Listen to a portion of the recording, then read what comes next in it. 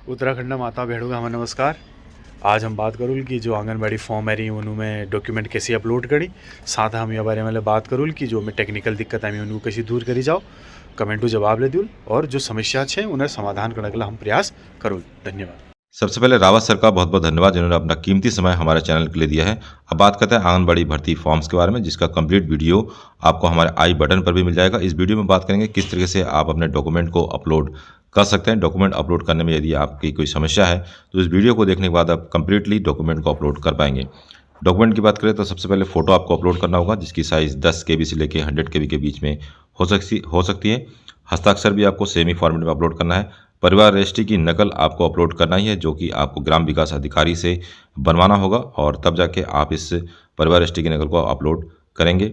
स्थायी निवास प्रमाण पत्र बनवाना जरूरी है और इसको भी अपलोड करना जरूरी है, इसके बगैर आपका फॉर्म कैंसिल हो जाएगा।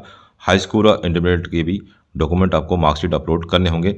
यदि आपके पास ग्रेजुएशन की डिग्री है तो आप ग्रेजुएशन की डिग्री अर्थात मार्कशीट को अपलोड करेंगे, और यदि आपके पास पीजी है तो आपको पीजी की मार्कशीट भी अपलोड करनी होगी। यदि नहीं है तो स्नातक और स्नातकोत्तर अर्थात पीजी की मार्कशीट को भी आप यहाँ स्किप कर सकते हैं, तब भी आपका फॉर्म सबमिट हो जाएगा।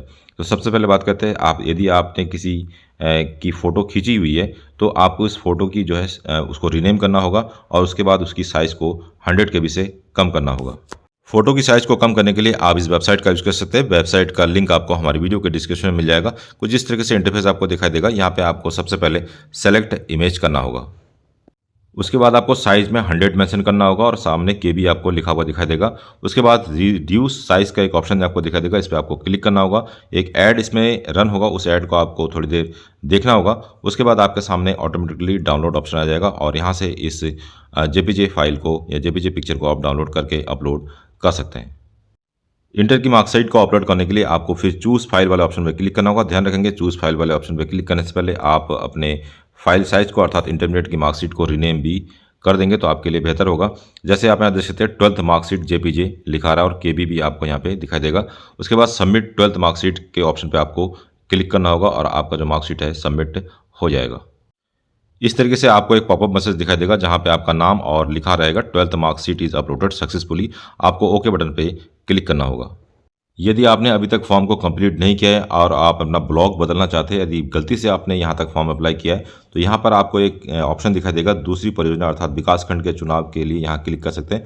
तो इस लिंक की सहायता से जो है आप अपना विकासखंड अर्थात ब्लॉक को चेंज कर पाएंगे। यदि गलती से आपने कोई दूसरा ब्लॉक का फॉर्म अप्लाई कर दिया है तो उस ब्लॉक को चेंज करने का ऑप्शन यहाँ पे आप एडिट कर पाएंगे। तो इस तरीके से आप अपने सारे डॉक्यूमेंट को यहाँ आसानी से अपलोड कर सकते हैं। उसके बाद आपको यहाँ पे प्रोसीड का एक ऑप्शन मिलेगा, इस पर आपको क्लिक करना होगा।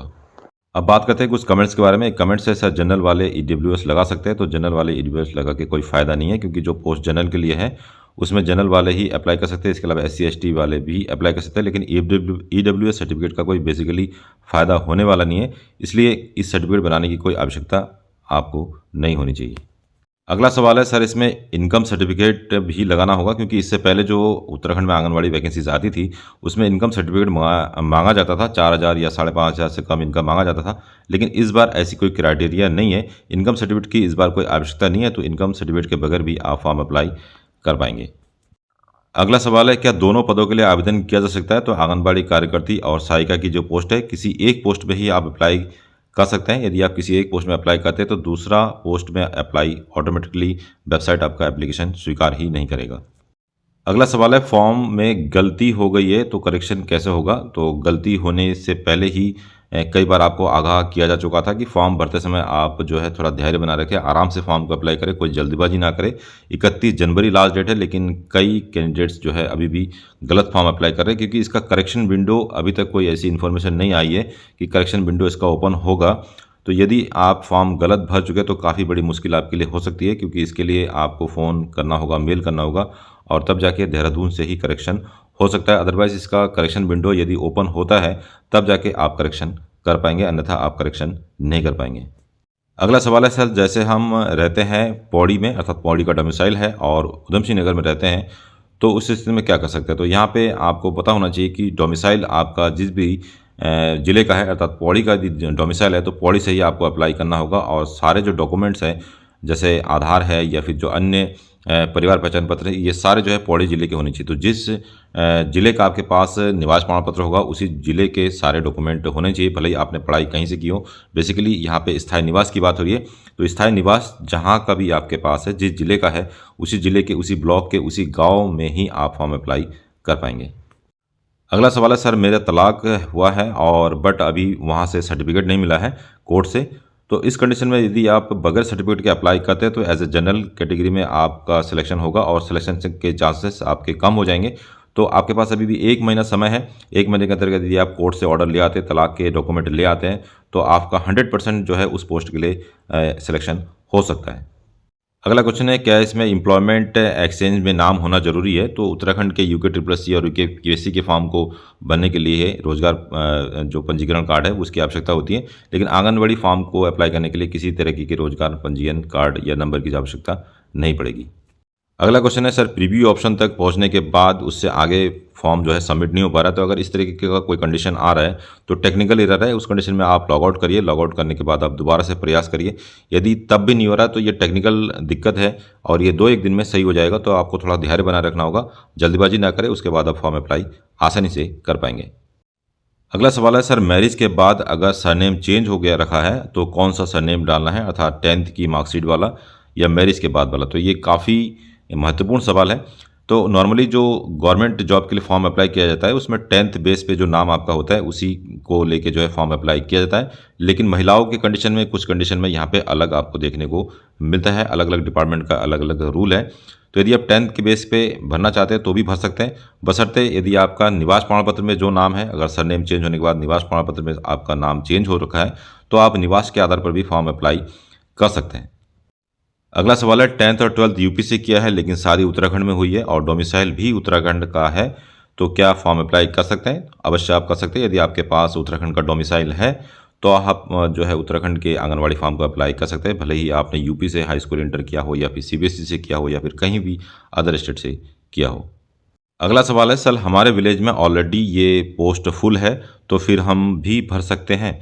तो यहाँ पे आपको देखना होगा, इसके लिए आपको सबसे पहले रजिस्ट्रेशन करना होगा। रजिस्ट्रेशन करने के बाद जो है आप जैसे ही प्रोसेस को आगे बढ़ाएंगे तो आपको अपना विलेज का नाम दिखा देगा और अपने विलेज के नाम के सामने यदि आपको सीट खाली मिलती है तो आप अप्लाई कर सकते हैं। यदि आपको सीट खाली नहीं मिलती आपके विलेज में तो आप फॉर्म को अप्लाई नहीं कर पाएंगे, क्योंकि आपके डोमिसाइल के आधार पर किसी और विलेज में आप अप्लाई ही नहीं कर सकते।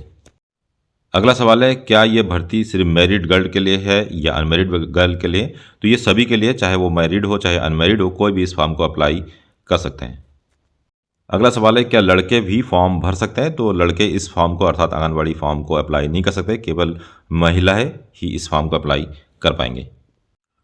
अगला सवाल है, एक क्वेश्चन है, सर MA 2023 में किया है पर फॉर्म में 2020 से कम मांग रहा है, तो ये एक टेक्निकल एरर है, आपको कुछ दिन वेट करना होगा।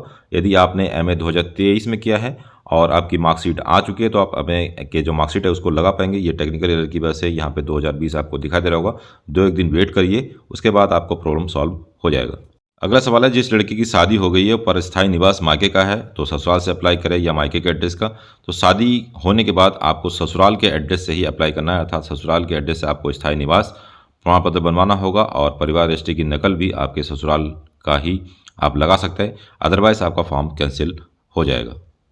अगला सवाल है, सर परिवार रजिस्ट्री लगाना जरूरी है? तो 100% परिवार रजिस्ट्री की जरूरत आपको पड़ेगी और परिवार रजिस्ट्री आपको ग्राम विकास अधिकारी से ही मिलेगा। ऑफलाइन आधार पर आप इसको निकलवा सकते हैं, जो जिसमें ग्राम विकास अधिकारी का सिग्नेचर रहेगा और ये आपको अपलोड करना होगा। इसके बगैर फॉर्म भरा ही नहीं जाएगा, अर्थात कैंसिल भी हो सकता है। अगला सवाल है, सर गलत रेवेन्यू विलेज पर फॉर्म भर दिया पर फॉर्म सबमिट नहीं किया, तो इस तरीके की कंडीशन यदि आपने फाइनल सबमिट नहीं किया है तो आपको विलेज या फिर जो ब्लॉक है वो चेंज करने का ऑप्शन मिल जाएगा। इसके बारे में आपको वीडियो में बता दिया गया था।